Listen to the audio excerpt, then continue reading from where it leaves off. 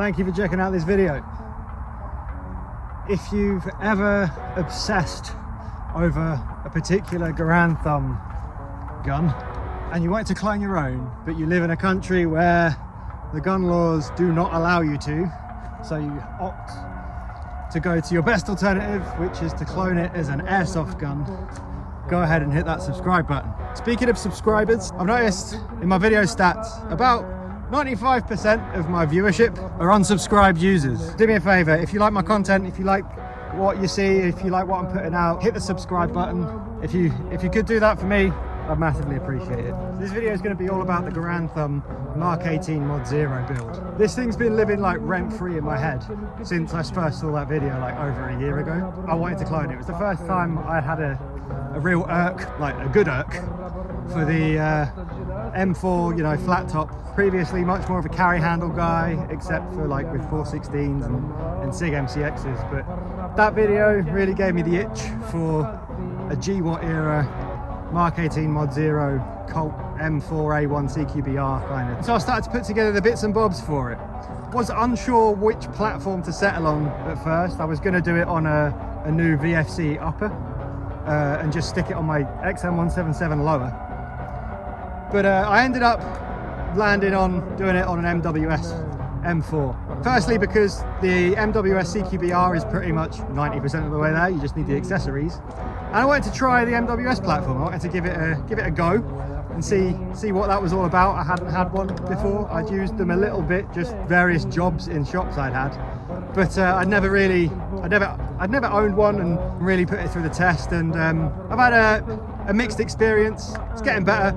I'll touch on that a bit later. So we're going to go over my build, what I've used, and I'll try my best to remember where I got bits and bobs of it from. Some of it was bought on like the used airsoft forums. When it comes to this kind of thing, like any hobby, you've got to really like look about to get like good deals and stuff. And if you do, you usually end up getting more bang for your buck, literally. Let's start Garand thumb style at the tip. So the suppressor we've got on here is an NT4 clone, a Knight's Armament NT4 suppressor clone. It's a pretty bad one. The markings are really cheesy and just like printed on it in white, but it does the job. It looks the part. So I just went for like a cheap one. I actually got this on the used forums for like 15 quid or something, which is pretty good. For a while you couldn't really find these. You could only find the really expensive VFC clones. But if you look about from like overseas, from Asia, you can usually get them for around 30 quid or less. And again, you can find them on the Airsoft used forums and stuff. Save a bit of money, like I did. The rail is the one that comes with the gun, which is handy. It doesn't have any Knight markings on it, but it's a CAC style rail that clips into the delta ring. If you're just doing a MK18 Mod 0 clone, there's a few different variants of the rail that you can use. There's the RIS one and there's the RAS one that's a bit more firmly secured in place, and it's like a one-piece rail. This one, the bottom section comes out so you can attach a grenade launcher. The other one replaces the delta ring with like a lock ring.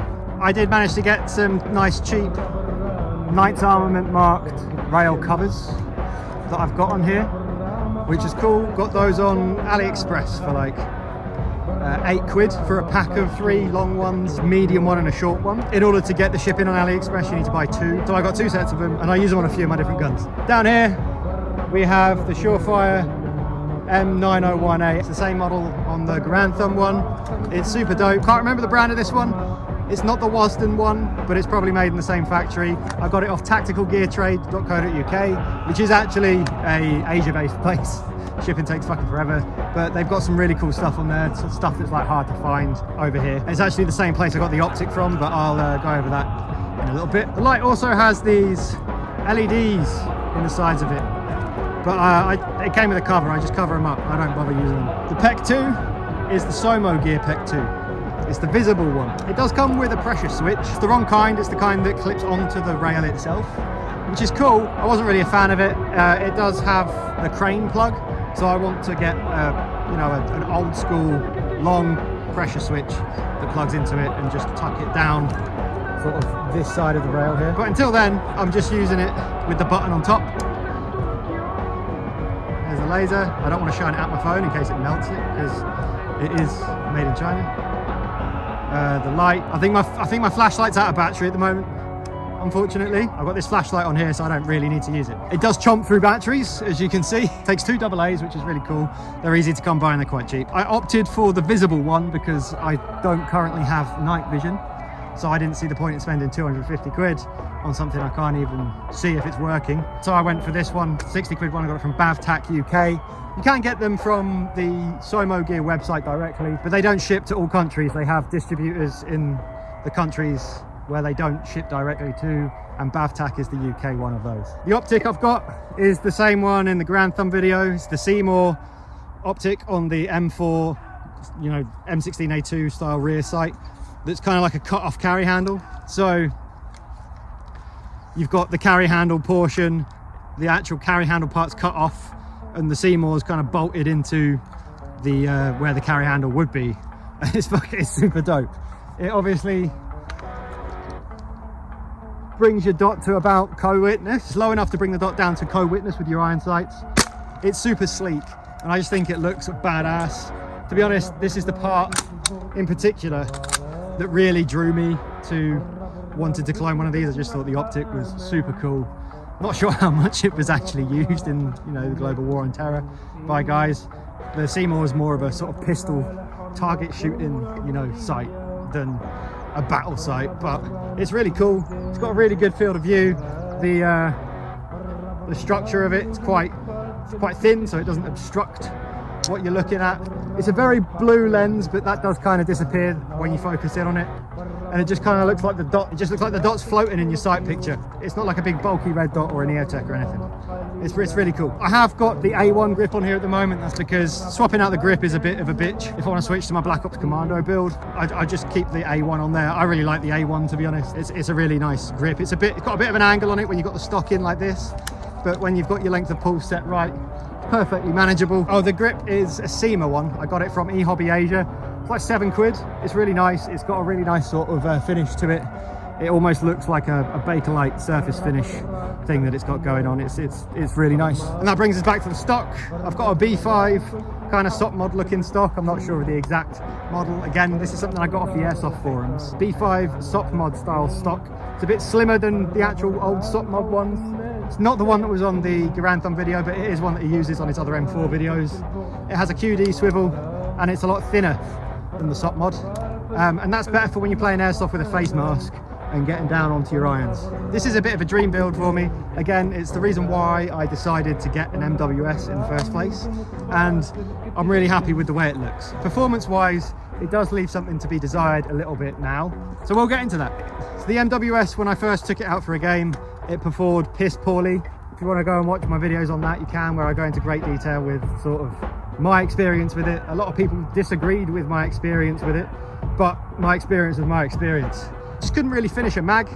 It would sputter, it would really struggle. I was running it on Abbey Ultra Air silicon-free green gas. The MWS platform is designed to run it on lower pressures. So I figured, even though it was like 4 to 7 degrees, much like it is now, I thought maybe because it's built to run on lower pressures, all it will need is a bit of green gas, and hopefully that'll do the trick. A bunch of people were telling me I was stupid for doing that and I should be using black gas, and I'm like, black gas is still propane that will get cold when the gun gets cold. It's about how the gun handles the gas, not just about the PSI that the gas delivers for the first few shots before it starts to cool down.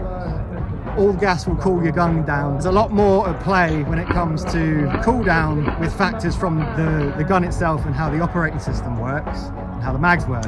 I found the problem to be that the mags just weren't holding much gas. They weren't holding enough gas, or at least they weren't holding as much gas as I'm used to in my VFCs. There was a whole kerfuffle about, oh, you got to fill them up a certain way, you got to like purge the air out of them first. I did a little short where I tested that. I got 2 brand new mags, like my short mags. I didn't purge one and filled it up for about 5 seconds before it started sputtering out because it was full. And then I purged the other one and filled it, and then purged it again, just held down the button and filled the gas, and the gas was just going straight through the mag, and then filled it up again. And I had no difference in how much time it took them to fill up. So yeah, I'm not really sure what was going on there. The mags do seem to have broken in a bit better. In filming this video and in the commando video, I found that, you know, it was about just as cold as it was on that game day, and my mags are doing better, and I think the more you use them, they break in. They're not doing as well as the VFC ones. The VFC ones just seem to handle the cold a bit better with the material they're made out of, and that they hold a much greater capacity of gas. I think the more gas you've got in the mag, the longer it takes to all turn into a liquid. The longer it takes to all cool down and not be pressurized. So maybe that has something to do with it. I don't know. I'm literally just trying to share my experiences with how this is going in comparison with my experience with VFC stuff. I've fired off one mag of BBs in all my mags. These two seem to be not as broken in as some of them. So I'm just going to refill a couple and see if I can clear them. Also, with filling the mags, it has gotten easier the more I've done it. The VFC mags are super easy to fill. You don't need a little adapter or anything. You just use your fingers to guide the BBs in from the speed loader into the feed lips. It's a lot more convenient and less fiddly. Now, do bear in mind the mags have gotten a bit colder since, you know, doing this talking bit. But I have also opted to not put the hot pouches inside my mag pouches this time. I want to, you know, see how they do without that extra help. So this is a bit more of a broken in mag. I'm just going to see if I can dump it. Okay, it's still quite snappy. I will admit this is like a cheaper green gas. It's like the first and only Airsoft green gas that I've just been using. It's cheap. Sue me, you know, I'm wasting a lot of gas doing this testing and stuff. I didn't want to use my good gas, but it's probably got a similar performance. It just also contains silicone, so I will need to like clean this out, clean out my barrel and my hop before I game this gun reliably. Yeah, so I ran out of gas on mag 2 and it didn't finish it. For those of you saying that I'm making shit up with my VFC guns, I do have a gun to test, so I'll bring it out hopefully while it's still cold and show you that they do work much better. I'll also do a VFC versus Tokyo Marui comparison video at some point soon as well. Second fill of BBs on this second mag. Same thing. You know, for anyone thinking, oh, but you know, it still cleared one mag, what are you complaining about? It's not enough. It's not reliable. So it is quite cold, I'll give it that. But I just want to...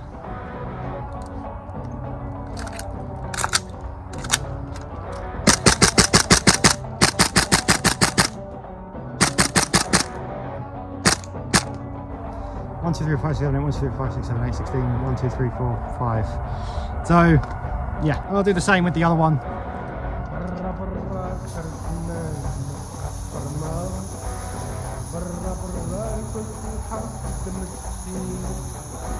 That's filling a lot more. This must be like my most, whoa, that's the most I've managed to get into one mag so far. That felt a lot better, and it's very cold. It is cold. The mag's very cold. So that was quite impressive. Let's see how it does. The power doesn't feel like it's there.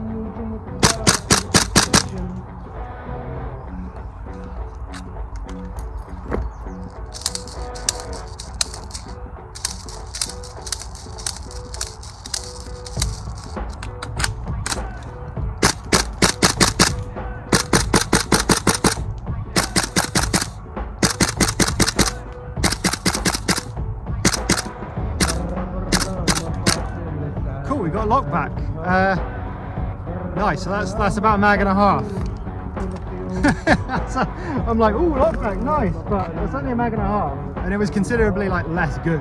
I can see the trajectory of the BBs is just like flopping.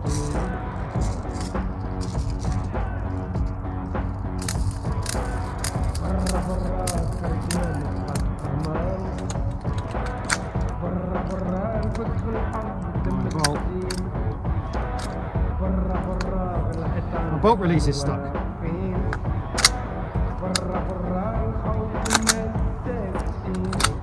Okay.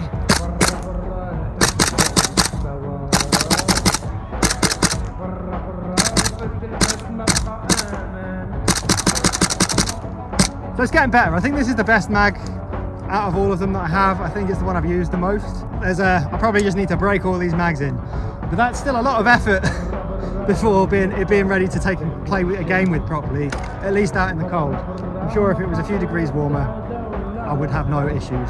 I'm really looking forward to using this in this setup, in this configuration. I think it's badass. Really looking forward to using it when it gets a bit warmer, when I get back off holiday in a month and it's that springtime and the sun's out and it's gas blowback weather. Thanks for checking out this video. If you made it all the way to the end, thank you very much. You're the best. If you want to see updates on my MWS platform and the different loadouts and clones I make out of my MWS platform, make sure that you subscribe to my channel, hit the notification bell so you get a little notification every time I put out a new video. Thank you so much for watching, and I'll see you in the next one. Cheers.